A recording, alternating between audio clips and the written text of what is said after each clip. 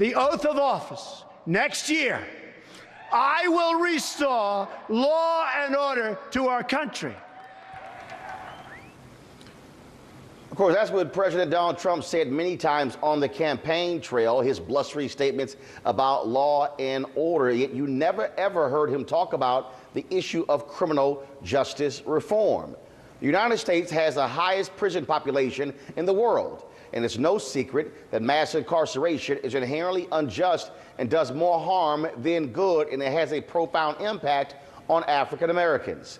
Over the last 4 decades, the number of incarcerated has increased by more than 700%, costing American taxpayers $39 billion. The cost of housing one inmate ranges from $14,000 a year up to $60,000. That's money both Democrats and Republicans agree can be put to better use.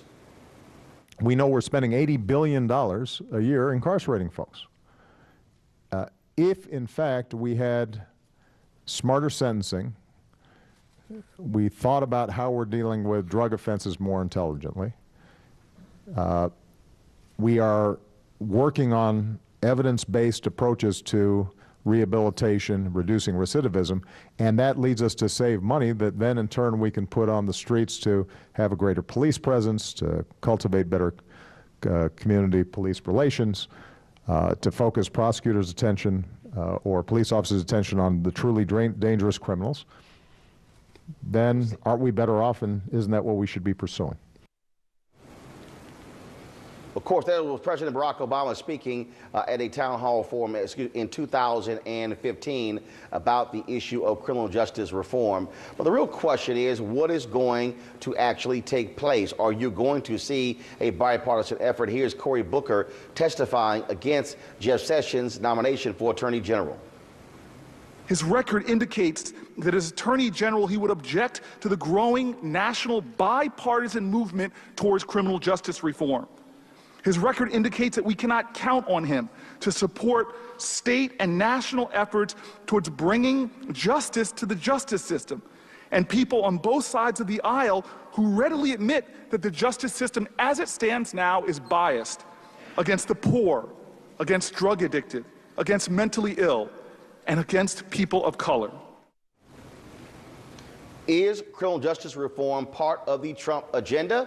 Let's talk with Grover Norquist. He is the founder of Americans for Tax Reform, who joins us in our Washington, D.C. bureau. Also, Barbara Arnwine, founding president of the Transformative Justice Coalition, George Jefferson Nuri, the founding CEO of In the Public Eye Communications, Pastor Shannon Wright, the third vice chair of the Maryland Republican Party, and joining us via Skype from New York City, Jamila Lemieux, VP of News and Men's Programming at Interactive One. I want to go to you, Grover. Let's start with you. So, on this idea of criminal justice reform, we saw a bipartisan bill in the United States Senate come up in the last session. But I haven't heard anything from this president or from Republicans. Where do we stand on that? Are we going to actually see this, knowing full well it is costing taxpayers far too much money on the federal and state level? Sure. Well, from the House side, Chairman Goodlatte, the Judiciary Committee, has put out a whole series of bills on the House side that are prepared and ready to move. We're kind of waiting on what the Senate wanted to do. We had thought there was an opportunity while President Obama was in office to come to an agreement with several different pieces of it, looking at how many mandatory minimums you need, looking at the abuses of civil asset forfeiture, where they take your car, your money, and you don't get it back, even if you're not charged with anything. You have to sue to get it back. If it's not a lot of money or the car isn't the best car in the world, the lawyer to get the car or the money back might be more expensive than what they took. There are a whole series of reforms that we have Republican and Democrat support for. It didn't come together prior to President Obama leaving. The good news is these reforms are moving through the 50 states. And actually, they're moving in states that are somewhat surprising. It started in Texas, and it's moved into Georgia, and Oklahoma is about to pass legislation.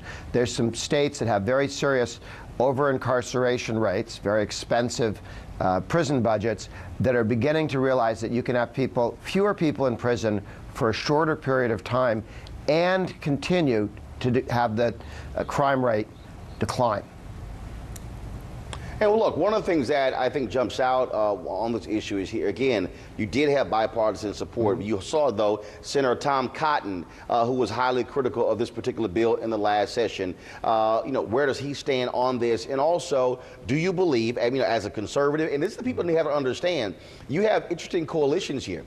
You have folks like yourself, Newt Gingrich, even the Koch brothers, their foundation, talking about criminal justice reform, tied to progressives, liberals as well. And so, do you believe this administration, the Trump administration, is going to get on board with this? Because I haven't heard anything from this president. All I've heard is this whole attitude of law and order as opposed to actual criminal justice reform. Sure. Well, I'm in favor of law and order. I don't think you need to put this many people in prison for that long period of time for this number of crimes in order to have a lawful and orderly society.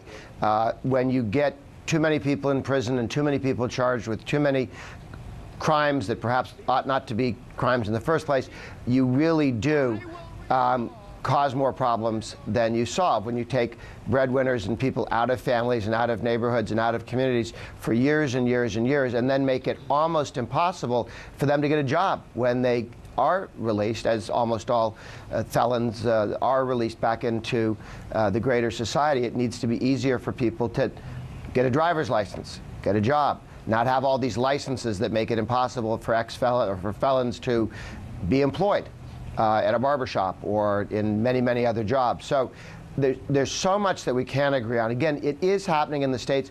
Where is this Justice Department and this White House? I don't know. You've got me on an interesting day. I'm having a meeting at the White House today on civil asset forfeiture, which reforming that.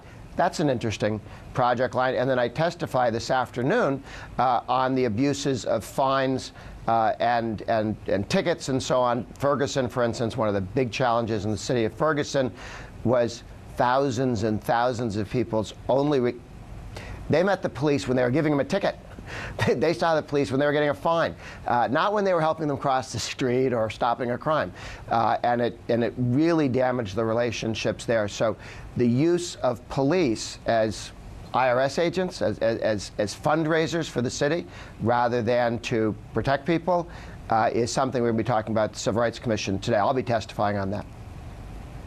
Barbara Arnwine, I want to go to you. I mean, this is a critical issue, and again, I have not heard anything from this president on this issue. Do you believe that President Donald Trump, Republicans also now having the House, control the House and the Senate, do you believe that we're going to see action on criminal justice reform?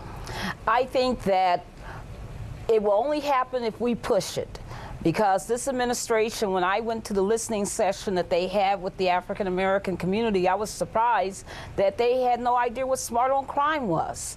They came in underprepared on doing anything about criminal justice reform.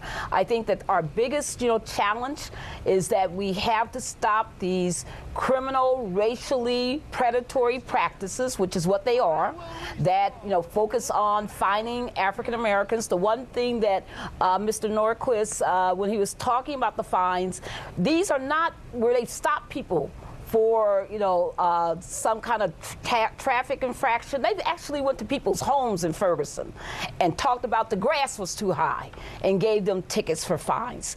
We have to really break and destroy the prison industrial complex in this country. Who won in this budget?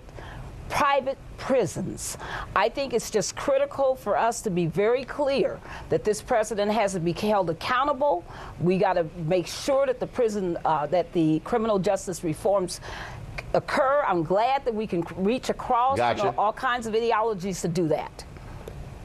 All right, Shannon, I'm here in Louisiana, of course, but per capita, they put more folks in prison than any other particular state. And we know that when you have leadership from the federal government, you're also going to see how that has an impact on state governments as well. Do you believe that Republicans now controlling all levers of our country, do you believe that they are going to move on criminal justice reform and make this thing happen? I believe it's a necessity. I think that if anyone is looking at this in a way that makes sense, you have to. When you can get bipartisan support for something, clearly there is a mandate to do it. We need to do it from a people perspective and a financial perspective. You're breaking families, you're breaking up homes, you're disrupting communities. There are just so many issues other than budgetary for reasons why we need to really look at it. Joy, then Jamila, go ahead. I would just want to add that the criminal justice system, the fact that we put so many black men in prison is not just an effect on those black men and on those families. If we have this image that black men are criminals and that every black man you encounter has some level of record, it really does affect the esteem of a community, and it affects how the greater community sees us. And so this problem is not just limited to the men and the women who spend, as Mr. Norquist said, entirely too many years in prison. It's an effect on the greater community and the images and our ability to advance in our society. All right, Jamila, your thoughts?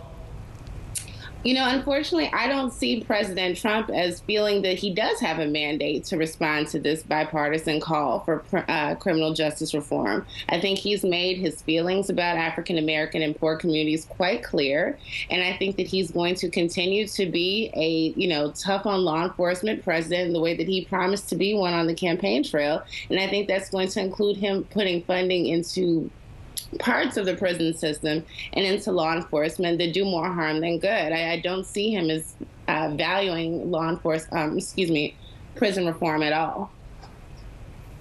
So Grover, I got to ask you, in terms of where will the pressure come from on the Republican side to tell this House and this Senate it's time to move on criminal justice reform?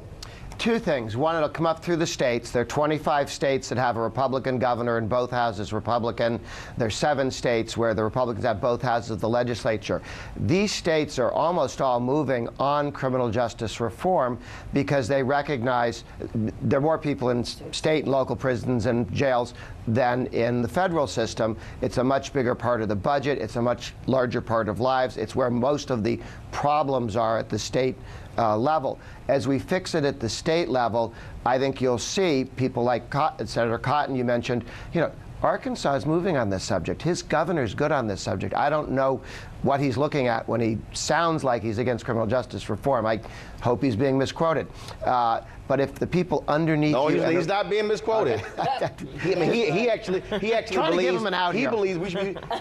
No, I'm not giving him an out. Right. Senator Cotton believes we should be putting more people in prison. Yes. Okay, well, then I think he will have to look around in Arkansas and recognize that serious conservatives recognize that that's been done, and been done to the point of not only diminishing returns, but having a negative impact on successfully combating crime and making neighborhoods safe. It undermines the goal. It's not a trade-off between safe streets and how many people are in prison.